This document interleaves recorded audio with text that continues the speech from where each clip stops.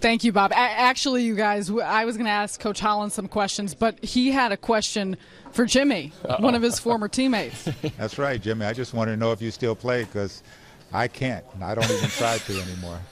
Train, let me tell you one thing. If you set a lot of screens for me, because I can't jump and I can't move, but I think I can get a shot off. And I'm going to go. I'm going to go easy on you. doesn't have an earpiece in, but I'm going to rephrase that and say no. Jimmy's not playing anymore. But of course, thrilled to have you. We welcome you.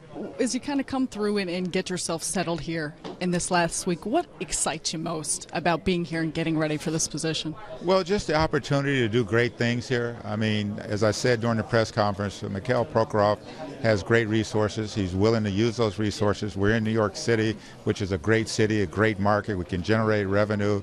We can entice free agents. And we have a great building here in Brooklyn. And the practice facility that's going to be done in a year is going to be great.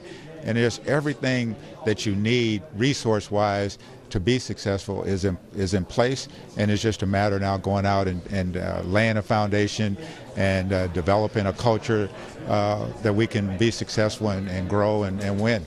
You, I'm sure, are ready to hit the ground running, get going. What's it like for you, the mindset of not exactly knowing the roster, kind of going through this process as free agency continues of getting your bearings set of who you might be working with here? Well, it's really, there is a nucleus that's here. It's Darren, Joe, KG, Brooke. Mason Plumlee is a young guy, had a nice rookie year, and then the rookies that they drafted this year. And, you look at some of the people that they have, and it's about, development. It's about growth for those other players. It's about cohesiveness. So it doesn't really matter exactly who is going to be on the roster, because the plan for me is the same.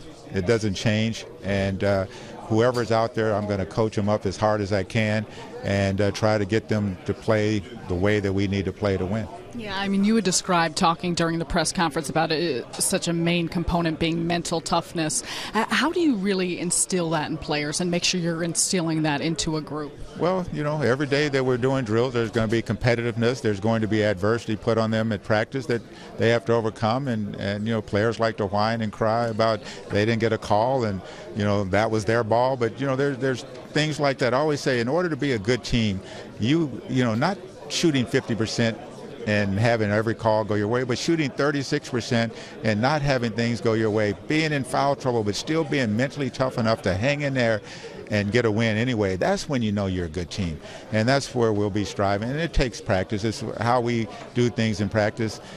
My expectations in practice, my demands in practice. I was talking to Tony Allen the other night at Mike Conley's wedding, and he said, "Coach, your first training camp was brutal." He said, "But I understand why you were doing that." Rudy Gay said the same thing.